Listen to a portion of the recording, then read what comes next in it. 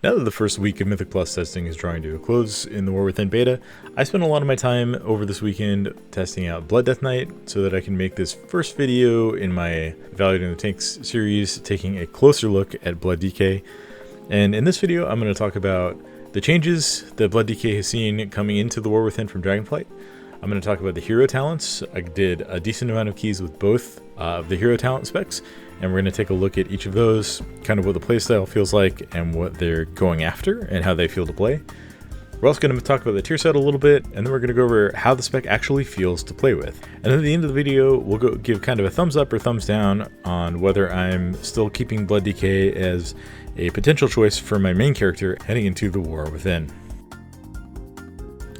So first off, talking about the changes that have been made to Blood DK moving from Dragonflight into the War Within, I don't want to give a exhaustive and monotonous list of every single change that's been made. I think that's a little bit beyond the scope of this video. Rather, I want to focus in on what are the important and impactful changes that have been made both to the baseline class and also the talent trees. Looking at the baseline class, the core gameplay of Blood Death Knight has not really changed. We still use our runes to build runic power, which we then use to heal ourselves with Death Strike. You can generate your runes using Heart Strike, Death and Decay, which you want to be standing in at all times still due to many of the talents in the tree.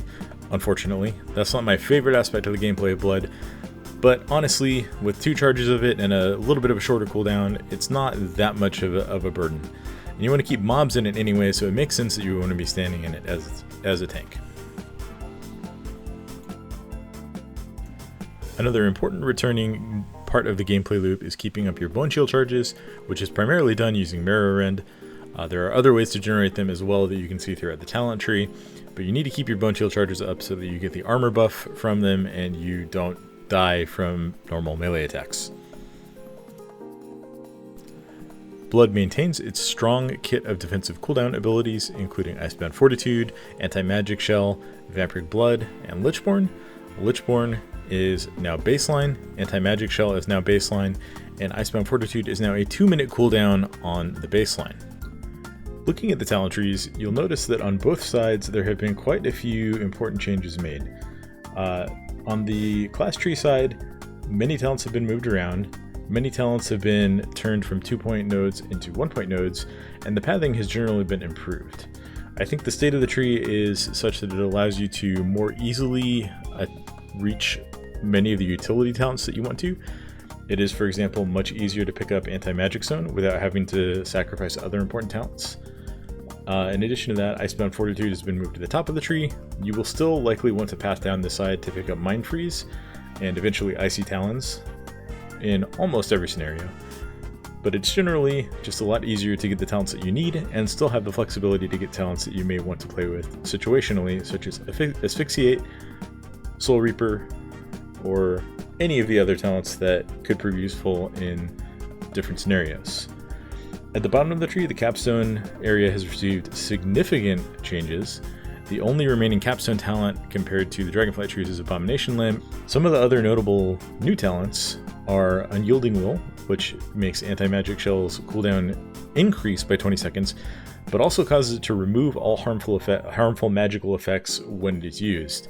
This gives you a self-dispel instead of a application prevention, but it could be something that's very useful in some scenarios. Vestigial Shell. This talent is pretty undertuned on the beta right now. DPS at level 80 have around 4.5 million to 5 million health, and this gives a Absorb Shield that's a little bit less than 300,000 health. But with some tuning, this could become a very powerful ability that gives a sizable shield to 2 nearby allies, and also reduces the duration of harmful magical effects that are applied to them by 50%. Additionally, most of the talent points gating access to these capstone talents at the bottom of the tree, with the exception of Rune Mastery and Woven Acropolis, are now single talent point nodes, making it much easier to pick up the majority of these in any build that you may want to run. Moving over to the spec tree, I actually have to re-record this part of the video because Blizzard made some changes to this as I was editing the video that I think represent a step in the wrong direction. We can take a look at the updated talent tree, and you can see that the position of Gorfreen's Grasp has been moved to the outside row on this level of the talent tree, And there have been some other things moved around that I think make pathing a little bit more awkward, especially in an AoE or Mythic Plus scenario. In order to get Gorfine's Grasp and Tightening Grasp the way that the tree was over the weekend when we were doing testing, it was really easy because you were always going to be taking Dancing Rune Weapon, and you usually wanted to get down to Tombstone anyways. Pathing through these was very natural and felt like a part of the tree that you didn't really have to sacrifice anything for. Now, if we want to get these points because they're so far to the outside of the tree and we don't particularly want to go into all of the talents on this side, we have to make some hard choices. Some of the options would be giving up Sanguine Ground, but that feels bad in AoE because if you're playing an AoE build, you're going to be taking Cleaving Strikes and you're going to want to be standing in your Death and Decay anyway. You could give up Bloodshot.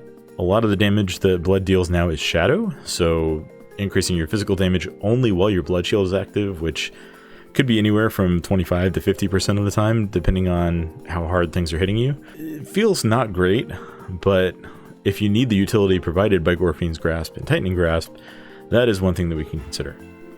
Overall, I think the state of the Spec Tree is a step in the right direction compared to where it is in Dragonflight, but I think it was better before the latest round of changes on the beta. One talent that I really want to spend some time talking about is Bone Storm. This has been changed heading into the War Within to no longer consume runic power. It now instead consumes your bone shield charges to create a world bone around you, dealing a bunch of shadow damage, healing you every time it does damage, and also regenerating the bone shield charges that it consumed every 1 second. When I was first talking about this talent, I had the idea that using this would put you in a significant amount of danger and you would probably be dying just by hitting this button. After playing with it a lot and kind of looking at what actually happens when you press this ability, I don't really think that's the case. First of all, if you're running Reinforced Blades, which gives you 2 extra stacks of Bone Shield, Bone Storm will not consume the last 2. So using this ability at 11 or 12 will bring you down to 1 or 2 charges of Bone Shield, and you'll rapidly regenerate them. Second, if you take a closer look at the ability the Bone Shield gives you, it increases your armor not per charge, but just as a flat baseline amount. So as long as you have 1 charge, you're not really in significant danger of dying. If you are under 5 charges and you need to use a lot of Death Strikes, then you may run out of runic power faster, and that could be a dangerous situation to be in. But ultimately, I think the healing provided by Bone Storm, together with the fact that you will have Bone Shield charges being regenerated over time, makes it a much more attractive button to push. The one thing that I will say is a little bit misleading, could potentially be a bug or maybe intended, is that the charges consumed by Bone Storm do not contribute to the cooldown reduction given to Dancing Rune Weapon by Insatiable Blade. I say it could be intended because if we every 1 minute are able to take 50 seconds off of the cooldown of Dancing Rune Weapon by consuming 10 Bone Shield charges, that seems like it would be a little bit too overpowered. If you combine that with Tombstone, you're basically getting Dancing Rune Weapon down to a 30-second cooldown when it already lasts for 16 seconds. And then if you just get a few more bones consumed, it's basically is going to have no cooldown. And that being part of the talent tree, rather than like a tier set bonus for the last raid to bring it down to a very short cooldown, just feels like it's putting way too much power in the interaction between these two abilities, which already do a significant amount of damage and provide a decent amount of defensive utility. Overall, I do think the Blood spec is in a pretty good state. There are going to be some difficult choices in situations where we want to have both Gorfine's Grasp and our full AoE toolkit, but I think it's okay to have to make those decisions if this is where the tree ends up.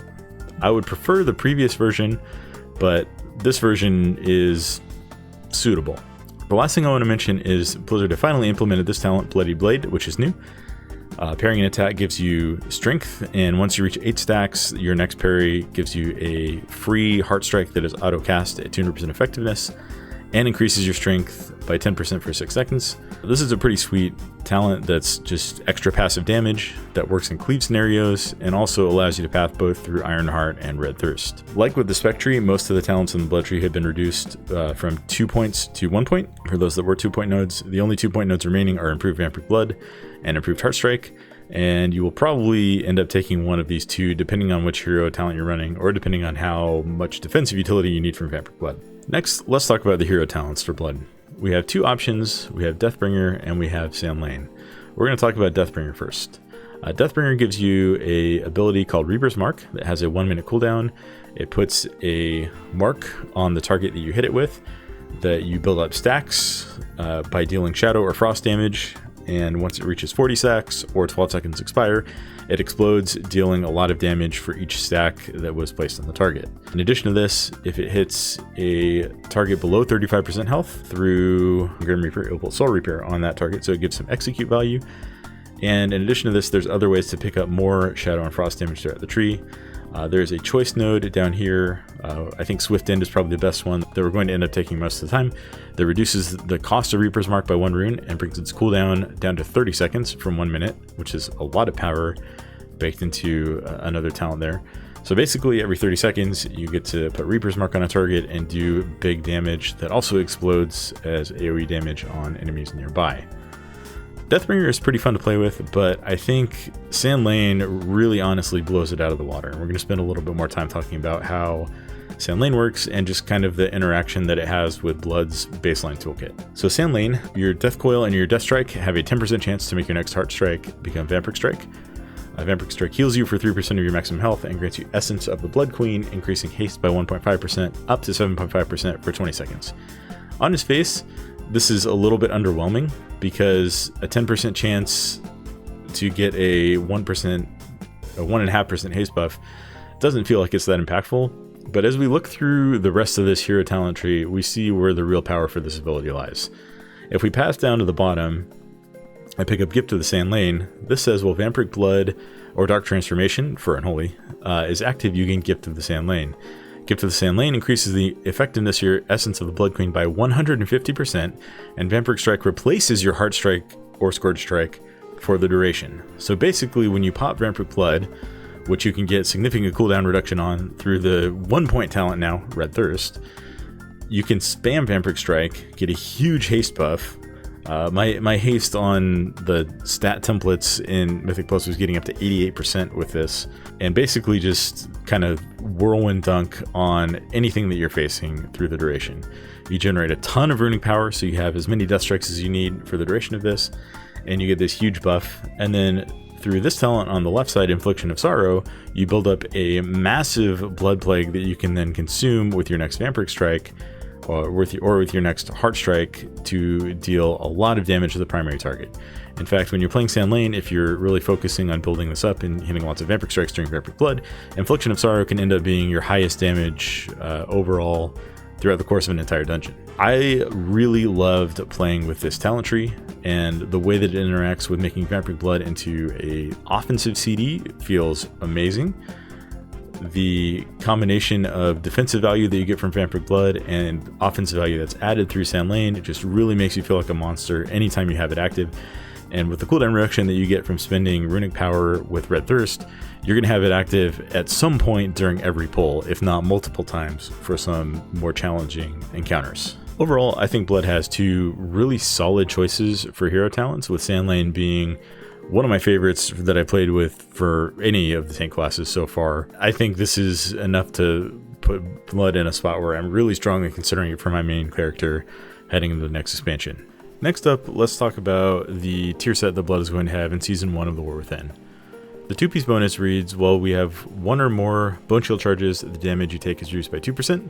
Losing Bone Shield charge has a chance to reduce the damage you take by an additional 1% up to 3% for 6 seconds. So this will be a fluctuating 2 to 5% damage reduction. As you're taking damage more frequently, you have a higher chance to be toward the 5% side of it, and as you're taking less damage, or maybe just taking a boss and taking one hit every few seconds, then maybe you're more on the 3% side of it, or maybe in a tank swap scenario, you're more likely to be on the lower side. But this is pretty standard, nothing out of the ordinary compared to a lot of the other tier sets that we're seeing in Season 1. Just a baseline 3 to 5% damage reduction, nothing special, but hey, we'll take it. The 4 set is a little bit better and is on the cooler side compared to what a lot of other classes are getting. Your damage is increased by 1% per active Bone Shield charge, and taking damage while below 6 Bone Shield charges has a chance to generate 1 to 2 Bone Shield charges. So this does a couple of things. First of all, it gives us a big damage buff that we're going to have very high uptime on most of the time. Some other specs are getting like 10 to 20% damage on 1 or 2 abilities. Blood is just getting a flat damage buff of up to 12% based on how many Bone Shield charges you have, because we can get up to 12 now with our new talent, with our updated talent tree. That is pretty nice for a 4 set.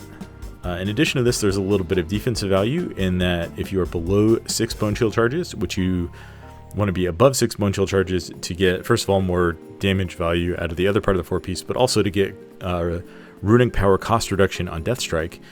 When you fall below 6 charges, you have a chance when you take damage to generate 1 to 2 bone chill charges, which could kick you back up over 6 and just help you not have to spend as many runes on Mirror Rend. You can spend more on Heart Strike, generate more runic power. It's all nice and good.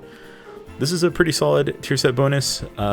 It's nothing super special compared to what we've seen in Aberrus and Emirdrasil, but this is in line with, if not a little bit weaker than what we got in tier 1 of Dragonflight. So overall, I think this bonus is okay, and it'll be something that we will definitely want to wear.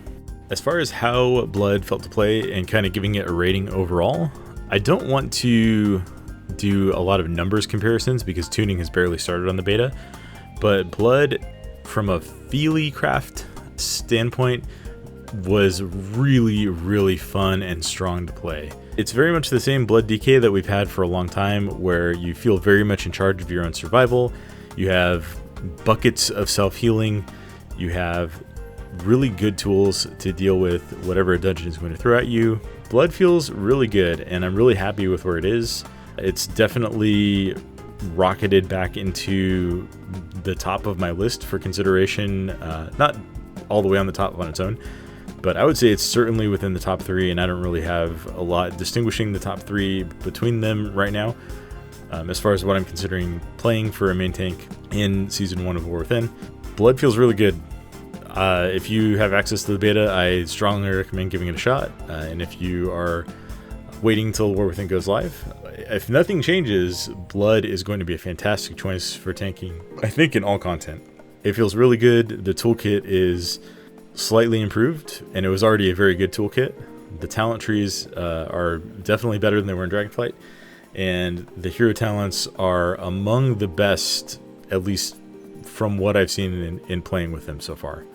Well, I'm not ready to make a final choice on what my main character is going to be for the War Within yet. Blood DK is certainly high on the list, and I would encourage you guys to give it a look and to tune into the rest of the series to see how the other tanks pan out in comparison to Blood and just standing on their own. If you made it this far in the video, please consider giving us a like and a subscribe. It really helps the channel out, and I'm hoping to be able to put out a lot of tank-related content heading into the War Within. And I will catch you guys in the next one. Farewell.